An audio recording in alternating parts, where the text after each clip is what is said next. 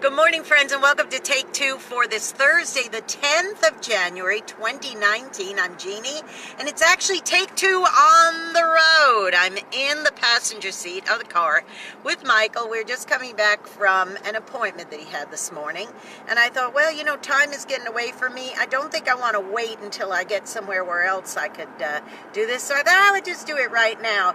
You know, as we were driving, and I am Jeannie, by the way, and as we were driving, I started noticing that there were a lot of fences around people's yards.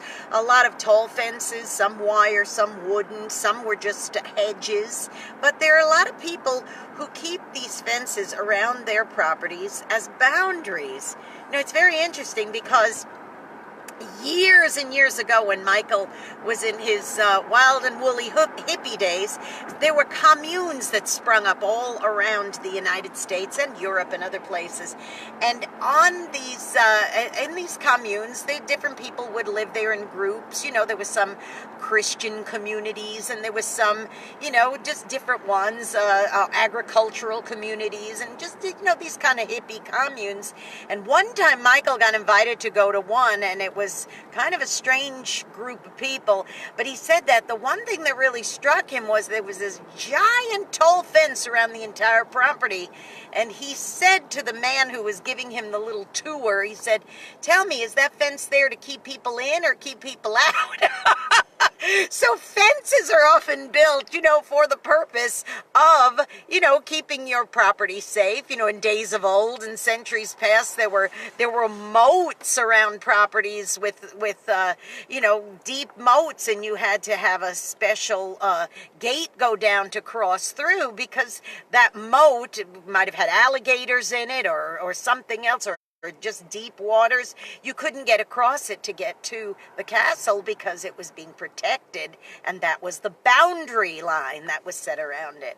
But much more than that, boundaries are very important. We started a Bible study at our church last night that Michael is going to be facilitating for the next several weeks, and it's on boundaries. Now, there are a lot of, you know, that's one of those all-encompassing words that can mean a number of things, but one of the things that boundaries are certain boundaries that we have in our lives, and boundaries are there that because they're necessary, but a lot of times people put up boundaries to keep them from having relationships with other people. So there's good boundaries and there's bad boundaries, or there's fruitful boundaries, and then there's not so fruitful boundaries.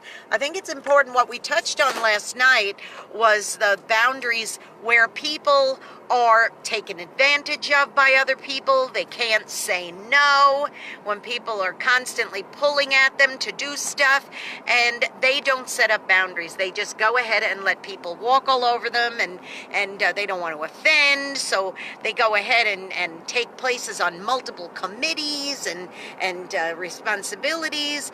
There's parents who end up doing homework for their children, and, you know, just so many numbers of things where people are taken advantage of. Those are the type of boundaries where you need to make a decision to say, okay, I'm going to decide what I'm going to accept and what I'm not going to accept, because I can't do everything.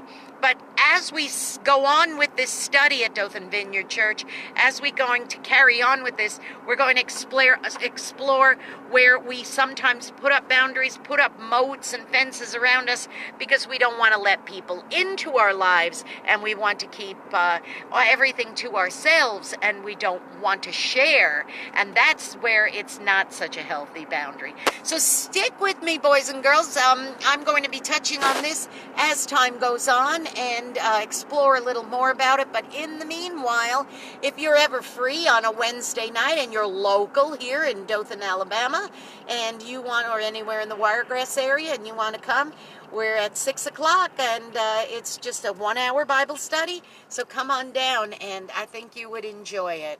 Well, go be a blessing to somebody today. You know, you might end up being the only one who is, all right? That's important. And also, don't forget to subscribe to my YouTube channel, Jeannie Sigler, JeanneSigler. Hit that subscribe button. And, of course, great music, great programming on WRMZ.org. Hey, tomorrow is Friday, so I've got my unsung hero of the week, and we'll have come to the end of the first full week of Monday through Friday week, that is, in the month of January of 2019. So you guys have a blessed day, and remember, just focus on the word boundary and what it might mean in your life. I love you. I'll see you tomorrow. Bye-bye.